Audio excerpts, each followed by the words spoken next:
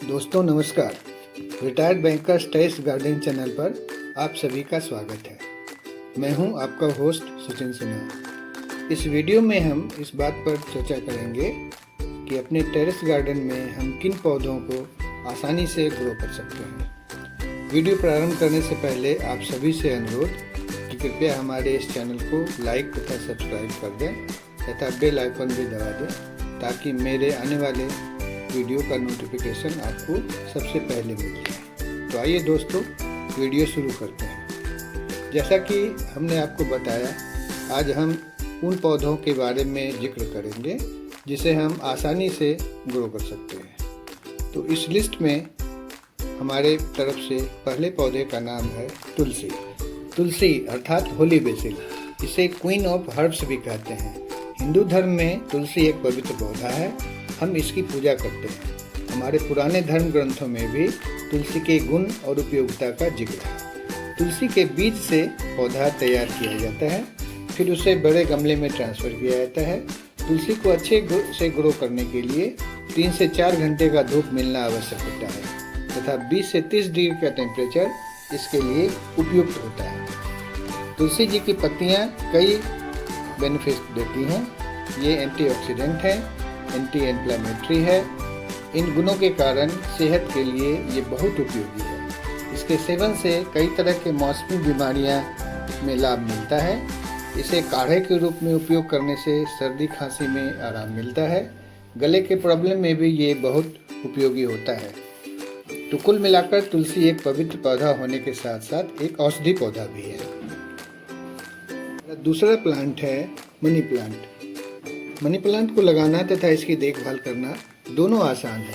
कहीं से भी मनी प्लांट की कटिंग लाकर आप इसे पॉट या गमले में पानी से भरे बोतल या जार में इंडोर या आउटडोर, टेरेस, बालकोनी सभी जगह आप इसे लगा सकते हैं। इसे डायरेक्ट सनलाइट की ज़रूरत नहीं होती है। यदि आपने इसे मिट्टी वाले गमले में लगाया है तो थोड़े थोड़े गैप में इसमें फर्टिलाइज़र भी डाल सकते हैं। यदि आपने इसे बोतल या जार में पानी भरकर लगाया है तो सप्ताह 10 दिनों में इसका पानी बदल देना चाहिए। मनी प्लांट को अपने लिविंग रूम या अन्य किसी रूम में दक्षिण पूर्व कोने में रखना चाहिए, क्योंकि वास्तुशास्त्र के अनुसार ये कोना धन और समृद्धि के क्षेत्र से जुड़ा होता है तथा आसपास का वातावरण शुद्ध रहता है और वास्तु दोष खत्म हो जाता है। हमारा तीसरा पौधा है धनिया। धनिया अर्थात कोरिएंडर। धनिया के बीज को डायरेक्ट मिट्टी में लगाया जाता है। बीज लगाने के 10 से 15 दिनों के अंदर धनिया के पौधे उगते हैं। फिर समय से और अच्छे से इसकी देखभाल करनी होती है। ज़रूरत के अनुसार समय समय पर पानी देना, गोबर खाद या वर्मी कंपोस्ट देना, पनप रहे वीड्स अर्थात खरपतवार को हटाते रहना आदि आदि। ऐसा करने से धनिया का पौधा अच्छे से ग्रो करता है और बीज लगने के 1 से 1.5 महीने के अंदर धनिया के पौधे का पत्ता बड़ा हो जाता है तथा काटने लायक हो जाता है। सामान्यतः 2 से 3 बार धनिया के पत्ते को हम काट सकते हैं, फिर पूरा पौधा उखाड़ लिया जाता है। इसके पत्ते शरीर में इंसुलिन की मात्रा बढ़ाने में मददगार होते हैं, क्योंकि इसमें एंटी डायबिटिक गुण पाया जाता है। इसके साथ साथ शरीर में विटामिन ए, सी तथा ई को बढ़ाने में ये मददगार होता है। धनिया के पत्ते का चटनी के रूप में तथा भारतीय व्यंजनों को परोसने में डेकोरेटर के रूप में उपयोग किया जाता है और इसके अलावा धनिया के बीज को पीसकर मसाला के रूप में उपयोग किया जाता है। तो कुल मिलाकर धनिया कई तरह से हमारे लिए बहुत उपयोगी होता है। हमारा अगला पौधा है पालक। पालक के बीज को भी धनिया के बीज की ही तरह डायरेक्ट मिट्टी में डालकर उगाया जाता है। बीज लगाने के 10 से 15 दिनों के अंदर पौधा उगता है और अगले 6 से 10 सप्ताह में पालक ग्रो करता है और काटने लायक हो जाता है। पालक को धनिया की ही तरह 2 से 3 बार काटकर उपयोग में लाया जा सकता है तथा अंत में जड़ सहित उखाड़कर इसे यूज किया जाता है। पालक एक पत्तेदार सब्जी है जिसे साग के रूप में तथा पनीर के साथ मिलाकर पालक पनीर तथा आलू बैगन के साथ मिलाकर सब्जी बनाया जा सकता है। पालक खाने में काफ़ी स्वादिष्ट होता है तथा इसमें विटामिन, मिनरल्स, पोटासियम, आयरन अच्छी मात्रा में पाए जाते हैं। ये बीपी को कम करने तथा वजन कम करने में सहायक होता है। हमारा अगला पौधा है एलोवेरा। एलोवेरा सामान्यतः कटिंग के द्वारा लगाया जाता है। कटिंग जब भी हम लें तो ये ध्यान रखें कि एकदम बेस से काट कर लेना चाहिए। फिर उस कटिंग को छुरी से 3-4 टुकड़े में काट देना चाहिए। यहाँ यह ध्यान भी रखना आवश्यक है कि सभी कटिंग में एक ग्रोथ नोड अवश्य हो। अब इसे गमले में लगा देना चाहिए। गमले में नीचे से छेद किया होना चाहिए ताकि एक्सेस वाटर बाहर निकल जाए। अब इस गमले को ऐसी जगह रखना चाहिए जहां अच्छी लाइट तो हो पर डायरेक्ट सनलाइट नहीं आता हो। समय समय पर मिट्टी में उचित मॉइस्चर बनाए रखने के लिए पानी देते रहने की ज़रूरत है। एलोवेरा को पूरा मैच्योर होने में 18 से 24 महीने का समय लगता है। 20 से 35 डिग्री का टेम्परेचर इसके लिए उपयुक्त होता है। एलोवेरा में vitamin, amino acid, fatty acid, minerals आदि 200 तरह के तत्व पाए जाते हैं। एलोवेरा का जेल स्किन के लिए बहुत फायदेमंद होता है। इसके सेवन से इम्यूनिटी बढ़ता है तथा शरीर को डिटॉक्सिफिकेशन करने में मदद मिलता है। ये एक मेडिसिनल प्लांट है। हमारा अगला पौधा है पुदीना अर्थात मिंट। पुदीना को बीज से तथा बाजार से पुदीना लाकर दोनों तरह से लगाया जा सकता है। अगर आप पॉट या जार में पानी भरकर इसे लगाना चाहते हैं तो वैसे भी पुदीना को लगा सकते हैं। ध्यान रहे सप्ताह या 10 दिनों में पॉट के पानी को बदलना आवश्यक होता है। गमले में लगाए गए पुदीना की मिट्टी में मॉइस्चर बनी रहे, इसके लिए समय समय पर पानी देते रहने की जरूरत होती है। 2 से 3 सप्ताह में बाजार से लाया गया पुदीना आसानी से लग जाता है और फिर 1-2 महीने में काटने लायक हो जाता है। पुदीना ओरल हाइजीन को बढ़ाता है। पुदीना को जूस के रूप में तथा चटनी के रूप में दोनों तरह से उपयोग में लाया जाता है। पुदीना डाइजेस्टिव सिस्टम को बढ़ाने में, भूख को बढ़ाने में मददगार है। इसमें vitamin A, B complex, C, calcium तथा फास्फोरस पाया जाता है। फ्रेश पुदीना के पत्ते में एंटीबैक्टीरियल गुण होते हैं जो छोटे मोटे इन्फेक्शन के इलाज में मददगार होते हैं। पुदीना एक तरह से मेडिसिनल प्लांट है। खट्टा डकार, अनपच आदि में पुदीना के रस का उपयोग करना लाभदायक होता है। हमारा अगला पौधा है कड़ी पत्ता। इसे स्वीट नीम भी कहते हैं। हम बीज से तथा हेल्दी कटिंग से कड़ी पत्ता का पौधा तैयार कर सकते हैं। बीज से पौधा उगने में 15 से 20 दिन का समय लगता है। फिर उसे गमले में ट्रांसफर किया जाता है। शुरू के 2-3 सप्ताह कड़ी पत्ता के पौधे को शेड में रखने की जरूरत होती है। कुछ सप्ताह में कड़ी पत्ता का पौधा ग्रो कर जाता है। फिर उसे फुल सनलाइट में रखा जाता है। कड़ी पत्ता के पौधे में पानी अच्छे से तथा लगातार दिए जाने की जरूरत होती है, पर हमेशा ध्यान रखना होता है ओवर वाटरिंग ना हो जाए। कड़ी पत्ता एंटीऑक्सीडेंट है तथा इसमें एंटी इन्फ्लेमेटरी प्रॉपर्टीज पाया जाता है। कड़ी पत्ता में विटामिन ए तथा सी पाया जाता है। इसको यूज करने से diabetes, heart, hair health, weight loss आदि में लाभ प्राप्त होता है। कई तरह के भारतीय व्यंजन में फ्लेवर के लिए कड़ी पत्ता का यूज अच्छे से किया जाता है। हमारा अगला पौधा है खूबसूरत टमाटर।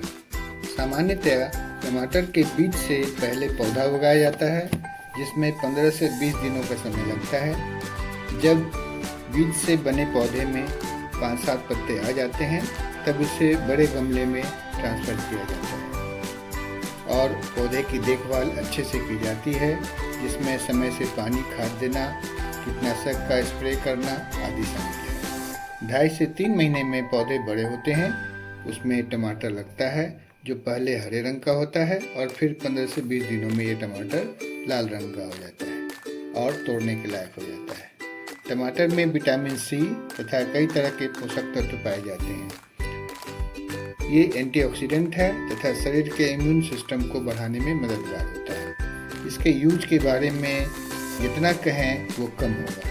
लगभग सभी तरह की सब्जी में टमाटर का उपयोग होता है। यहाँ तक कि दाल, नॉनवेज आइटम में भी इसका उपयोग खूब अच्छे से होता है।